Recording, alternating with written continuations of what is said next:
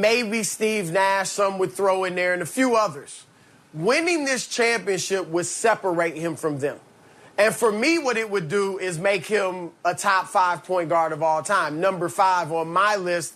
And many other people are saying the same thing. You put him there with Magic, Steph, Oscar, and Isaiah Thomas. And here's how big it would be, Colin, if Chris Paul leads this team to the championship.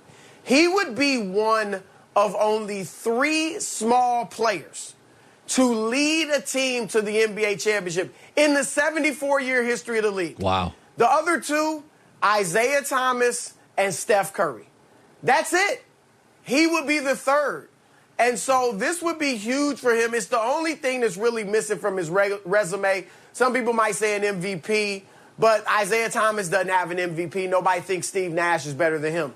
If he wins this championship, it will be huge. And it's such a glaring absence on his resume, in part, Colin, because some of the losses that have kept him from winning the championship, some of them have been on him. Yeah. Whether it's a bad turnover, a mistake, a bad game at the wrong time, or just injuries. But if he goes ahead and wins this championship, it'll erase all of that, put that stuff on the periphery, and this will be the crowning achievement of his career. It's some are saying, the Suns are lucky. LeBron AD, AD is hurt, blah, blah, blah. Your takeaway on the critics of the Suns saying it's been a fairly easy, negotiable route to the finals? I mean, it's undeniable that the injuries have helped them. But here's the thing. The Suns were injured, too. The Suns, Chris Paul, we know, was playing with the bad shoulder in the first series. And by the way, the Lakers still had a guy named LeBron James, all right?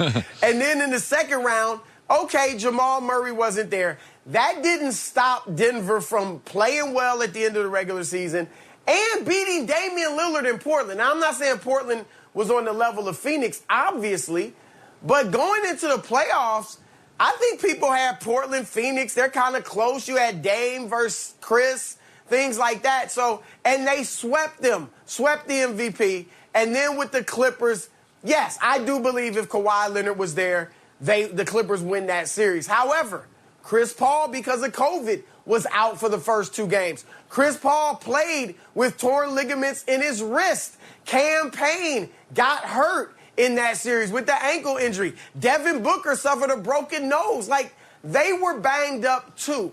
So it's not fair to hold it against them that they have, been the least injured of the teams. Because here's the other thing, Colin. It's not like they're an 8th seed or a 7th seed. They were the 2nd seed. Right. So they showed throughout the regular season they're a legitimate contending team. Joy and I had this discussion yesterday. It's pretty interesting. You would like to give Chris Paul a long contract. And in baseball, many of these 8 and 10-year deals, you just sort of bake in the last 4 years. The player wins, you get hosed, right? He's no longer great. But Chris Paul's interesting. What if Devin Booker wins the MVP of the finals? Certainly plausible. And DeAndre Ayton is actually as good or better than Giannis. Outplays him on certain nights. And then you own the Suns and you're like, I don't know. Chris Paul's fine. But if Booker takes over the series and looks a little like a young Kobe and you're like, well, that's the guy. And by the way, they've won games in the playoffs without Chris Paul, the COVID protocol.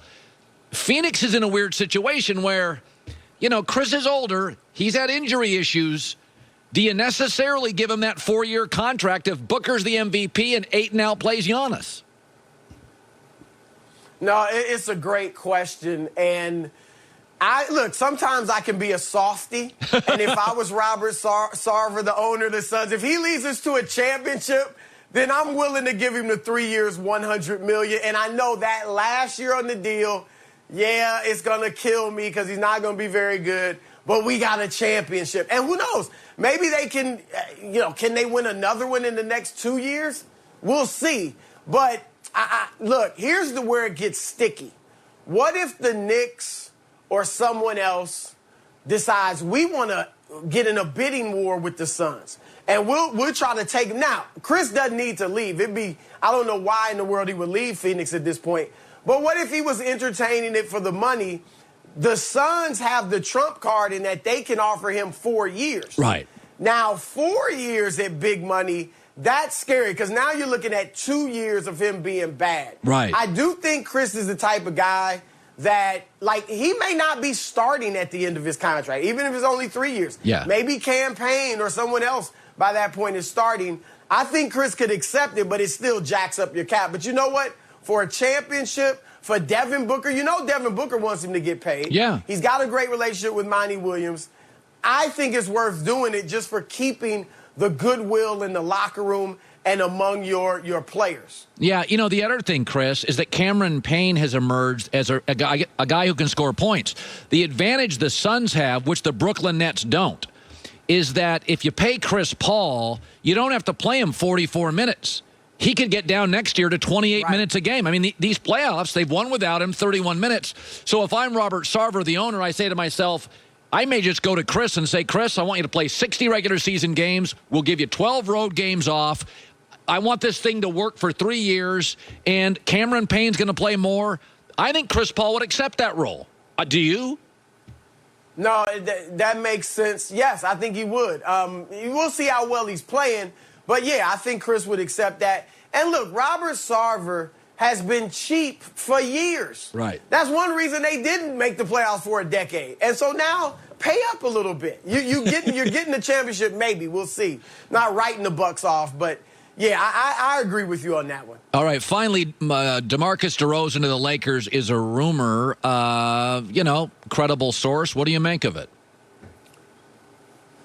Look, if I'm either team, I wouldn't jump into this trade. Like, if I'm the Lakers, yeah, I like DeMar DeRozan.